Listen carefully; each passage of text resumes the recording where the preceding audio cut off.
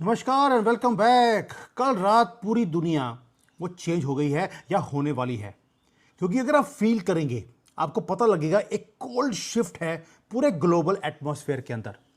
Close doors के पीछे जो वर्ल्ड के पावरफुल लीडर्स हैं वो कुछ बहुत बड़ी चीज के लिए अपने आप को प्रिपेयर कर रहे हैं, something which they are not telling you.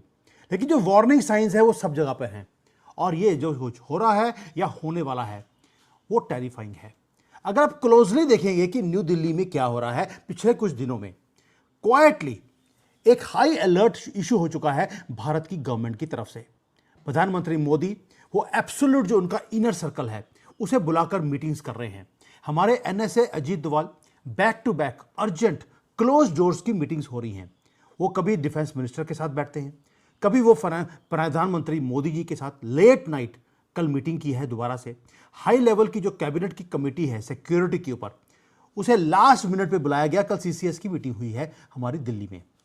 थोड़ा सा क्लियर करते हैं, ये कैजुअल मीटिंग्स नहीं है, ना ही लोकल पॉलिटिक्स के बारे में और ना ही तेल या गैस के लिए। ये रूटीन डिस्कशंस नहीं है दोस्तों, ये हाई स्टेक्स का वॉर रूम की स्ट्रेटजी के सेशंस हैं। लेकिन जो सिचुएशन है वो और भी ज्यादा चिलिंग होती है अगर आप इंडियन मिलिट्री की तरफ देखें। जो टॉप मिलिट्री ब्रास है, मैंने पहले भी कवर किया था, थोड़ा सा मैं दोबारा बता दूं आपको कि वो मंदिरों में जा रहे हैं।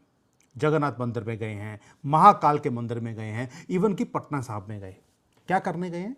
वो वहां पे जाते हैं एक ही चीज बोलने के लिए कि प्लीज प्रोटेक्ट अवर सोल्जर्स। ये कोइंसिडेंस नहीं है। आप स्पिरिचुअल प्रेपरेशन, उधर मिलिट्री प्रेपरेशन, और तीसरा आप पॉलिटिकल प्रेपरेशन जब आप करना शुरू करते हैं, इसका मतलब है कि जो मिलिट्री ऑपरेशंस हैं वो अनइमेजिनेबल स्केल के ऊपर होने वाले हैं। आपको याद है ऑपरेशन सिंदूर, तब भी यही पैटर्न तब भी हुआ था। Something is happening in the shadows. अब तो प्रमाण कहां से मिलता है? चाइना से। चाइना ने भी अभी अभी एक एक्सप्लोजन के बारे में बात करी है। क्यों? क्योंकि पाकिस्तान का जो फॉरेन मंत्री है इश्कियार डर, जिसके नाम में डर है, उसको इन्होंने पाकिस्तान चाइना भेज दिया। चाइना वालों ने उसकी वाट लगाई है, एक डायरेक्ट मैसेज दिया है उनको कि बेवकूफो, तुम जो कुछ कर रहे हो तुम्हें पता भी नहीं है कि तुम्हारे खिलाफ क्या होने वाला है। एग्जैक्ट वर्ड्स जो थे चाइना के वो टेरिफाइंगली सिंपल हैं। बात क्या थी कि कुछ बड़ा तुम्हारे अगेंस्ट होने वाला है और तुम सो रहे हो। ये पाकिस्तान को बोला था, यही चीज मैं आपको भी बोलता हूं। लेकिन ये भारत का पार्ट एक है, तीन चार चीजें हैं वो बताऊंगा आपको। दूसरी तरफ क्या हो रहा है, जो वर्ल्ड लीडर्स हैं उनको भी मालूम है कि कुछ बड़ा होने वाला है। पहली बार मैंने देखा है कि कल यूनाइटेड स्टेट्स के प्रेसिडेंट ने अपने कंट्री को स्पीच दिया लाइव टीवी के ऊपर आकर। यूके का जो स्टामर है उसने किया। ऑस्ट्रेलिया का जो प्रधानमंत्री है इसने भी अपने कंट्री को एड्रेस किया है। और मुद्दा क्या था कि बहुत बड़ी क्राइसिस दुनिया में आने वाली है।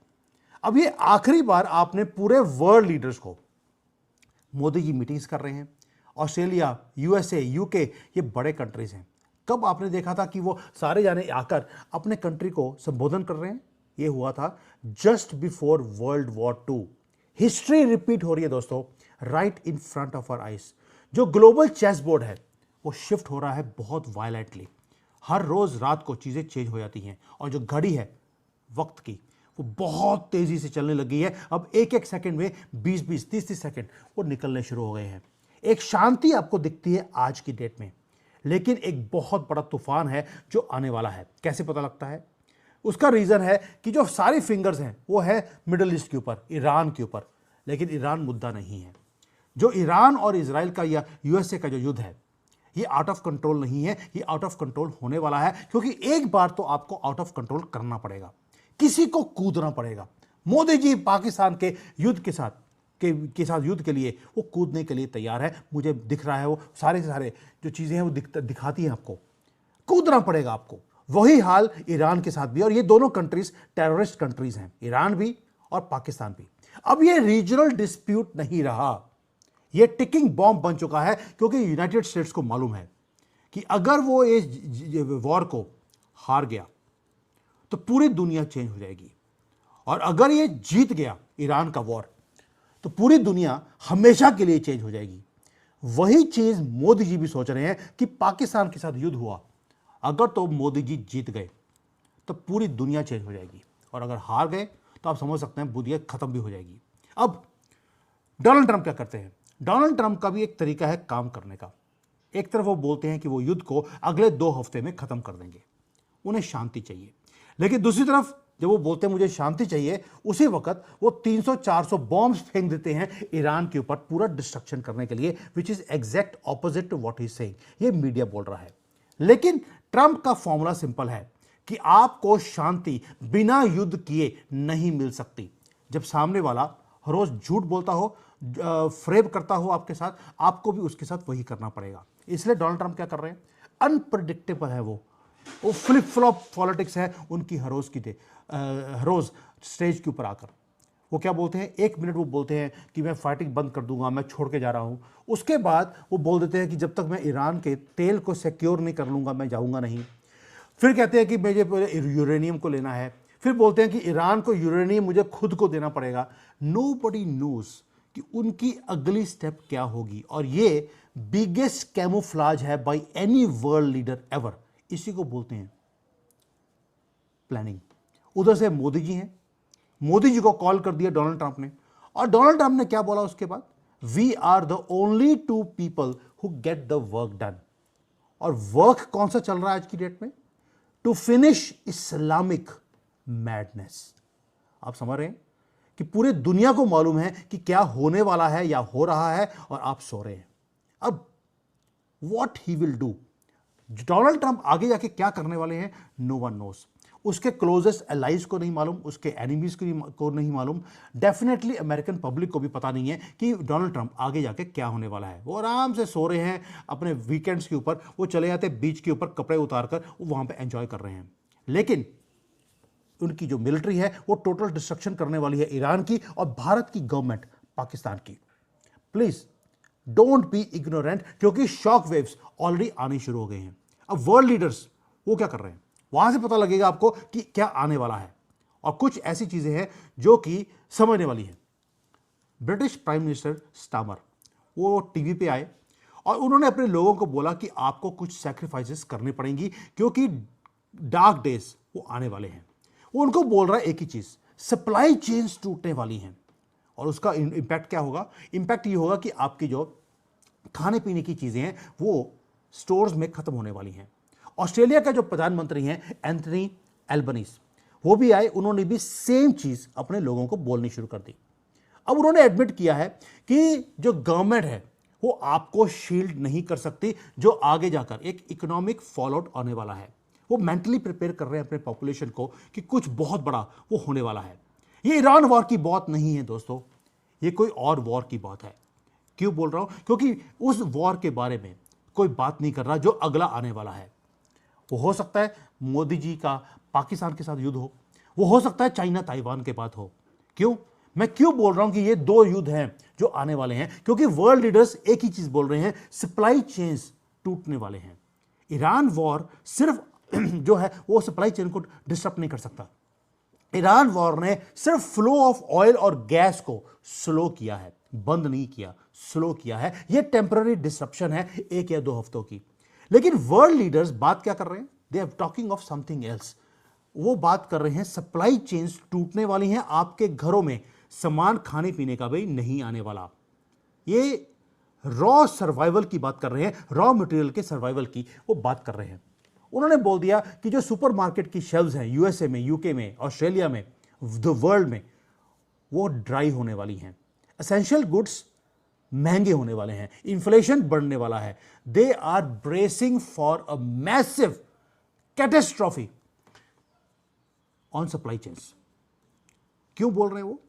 क्योंकि उसका रीजन है एक ही चीज।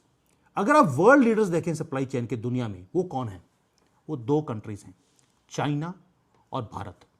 अब आपकी नजरें ईरान के वॉर के ऊपर है, लेकिन वर्ल्ड लीडर्स प्रिपेयर कर रहे हैं something big, either by India और बाय चाइना, और कुछ भी नहीं है। लेकिन जो इकोनॉमिक नाइटमेयर है जिसके बारे में ये बात कर रहे हैं, वो तो शुरुआत है। जो रियल एग्जिस्टेंशियल थ्रेट है वो आ गया है न्यूक्लियर का। पाकिस्तान ने अभी भी वार्न किया कि अगर उनके साथ युद्ध हुआ तो वो न्यूक्लियर बॉम्ब को यूज करेंगे, and they are serious. World leaders को मालूम है कि न्यूक्लियर पाकिस्तान ने यूज करना ही है। ये तो दुनिया की खुशनसीबी है कि ईरान के पास अभी न्यूक्लियर बॉम्ब आया नहीं था, नहीं तो उन्होंने पहले दिन ही यूज कर लेना था। यही इस्लामिक मैडनेस है। चाइना ने भी अभी अभी एक अल्टीमेटम दे दिया जो कि दुनिया हैरान होगी। कल दिया है उन्होंने। बेजिंग ने क्लियरली बोल दिया पब्लिकली कि अगर इजराइल ने ईरान को डिस्ट्रॉय किया या उनके ऊपर न्यूक्लियर अटैक करने की कोशिश करी तो कॉन्सिक्वेंसेस ये होंगे कि इजराइल को नक्शे से खत्म कर दिया जाएगा। यानी कि चाइना ने बोल दिया कि वो न्यूक्लियर बॉम्ब इजराइल के ऊपर फेंक देगा अगर इजराइल ने ईरान को खत्म करने की कोशिश करी। इजराइल की एग्जिस्टेंस भी खतरे में आ गई है। यह स्टैंडर्ड डिप्लोमेटिक वार्निंग नहीं है, यह गारंटी है टोटल डिस्ट्रक्शन की चाइना की तरफ से। आपने लास्ट टाइम चाइना को ऐसी लैंग्वेज यूज करते हुए कब सुना था? नेवर। यानी कि कुछ बड़ा अब होने वाला है। अब थोड़ा सा बात करते हैं ईरान वॉर के ऊपर भी। ये जो वॉर है ये ऐसा दिखता है जैसे कि ये कहीं नहीं जा रहा, ना कोई जीत रहा है ना हार रहा है। ईरान के जो मिसाइल्स हैं अभी भी जा रहे हैं, लेकिन वो 90% कम हो चुके हैं। पहले ईरान क्या करता था कि 100-200 इकट्ठे मिसाइल्स को यूज करता था वो, ताकि कोई ना कोई तो जाके लगेगा अपने निशाने पर। अभी ऐसा नहीं है। अब 1, 2, 3 इससे ज़्यादा वो उसकी हैसियत नहीं रही, और वो भी हर रोज़ कम होते जा रही है। हर कंट्री ट्रैप्ड है जब तक ये वॉर खत्म नहीं होता।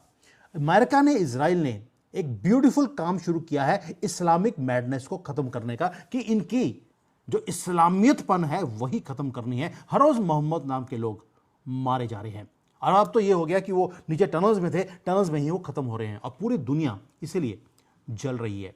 जल इसलिए रही है क्योंकि आपको एक प्राइस पे करनी पड़ेगी। अगर आपको लॉन्ग टर्म की ये जो प्रॉब्लम थी, ये जो मैडनेस है, इसको खत्म करना है तो उसके लिए एक प्राइस आपको पे करनी पड़ेगी। मोदी जी ने भी अभी अभी पार्लियामेंट में खड़े होकर क्या बोला था कि आपको कुछ प्राइस पे करनी पड़ेगी, कुछ रिस्ट्रिक्शंस आने वाली हैं कोविड टाइम पे। कोविड टाइम पर आपके खाने पीने की कोई रिस्ट्रिक्शन नहीं थी, आपके बस घर से बाहर निकलने की रिस्ट्रिक्शंस की, वहां पर एक रिस्ट्रिक्शंस थी घर से बाहर निकलने की। अगर वॉर आने वाला है तो आपके घर से बाहर निकलने की जो रिस्ट्रिक्शन है वो किसके ऊपर की जाएगी? 30 करोड़ जिहादी जो भारत में इलीगली रह रहे हैं, और कोई रिस्ट्रिक्शन की बात नहीं हो रही। दुनिया को मालूम है कि क्या आने वाला है, इसलिए वर्ल्ड लीडर्स पैनिक कर रहे हैं बिहाइंड द सीन्स। वो डेस्परेटली ट्राई कर रहे हैं कि कैसे अपनी अपनी कंट्रीज को सप्लाई चेन का जो डिस्ट्रप्शन है उससे कैसे बचाया जाए। फॉरेन मिनिस्टर्स हैं वो कंट्री से कंट्री वो भाग रहे हैं, मीटिंग्स कर रहे हैं। जयशंकर जी को देखो, पूरी स्पीड पे वो पूरे दुनिया के चक्कर लगा रहे हैं, कभी G7 की मीटिंग में और कहीं और। वो ट्राई कर रहे हैं कि जो ये डेडलॉक है जो ईरान में हो रहा है, जो भारत पाकिस्तान के साथ करने वाला है, इससे किसी तरीके से अपने आप को बचाया जाए। टाइम अप हो चुका है दोस्तों। क्राइसिस अब ये जो आने वाली है इसको आप रोक नहीं सकते। ये फुल ब्लोन ग्लोबल इमरजेंसी है, और दुनिया ने घंटियां secret late night security meetings होनी शुरू हो गई हैं। जो डिप्लोमेटिक रन्स हैं अक्रॉस कॉन्टिनेंट्स, पूरे डिप्लोमेटिक जो चैनल्स हैं वो खोल दिए गए हैं। ये अनडिनाइबली टेरिफाइंग ट्रूथ है कि कुछ बड़ा होने वाला है। ईरान के अंदर ऑलरेडी बड़ा हो चुका है, उसके 99% चीजें डिस्ट्रॉय हो चुकी हैं। We are on the brink of a huge historical event. आपको इसलिए अपने आप को प्रिपेयर करना पड़ेगा। दुनिया को लीडर्स को मालूम है कि दुनिया चेंज होने वाली है। सारे पीसेस इन मोशन है। चेस बोर्ड का एक एक मोहरा अपनी अपनी जगह पर फिट है, और ये वो मोमेंट है जहां पर आप पीछे मुड़ नहीं सकते। ना भारत अब पीछे मुड़ सकता है, क्योंकि अगर हमने ये काम नहीं किया जो हम करने वाले हैं, हमारी एग्जिस्टेंस वो खत्म कर देगा पाकिस्तान। इसलिए जब तक वो हमारी एग्जिस्टेंस को खत्म करे, हमें ही उनकी एग्जिस्टेंस को खत्म करना पड़ेगा। वैसे ही जैसे ईरान की एग्जिस्टेंस को आज खत्म किया जा रहा है right in front of our eyes. Storm जो ये तूफान है, ये कोई बहुत आगे जाकर आने वाला नहीं है। तूफान आ चुका है, बस दिक्कत एक ही है, आप सो रहे थे। Thank you. जय हिंद, वंदे मातरम।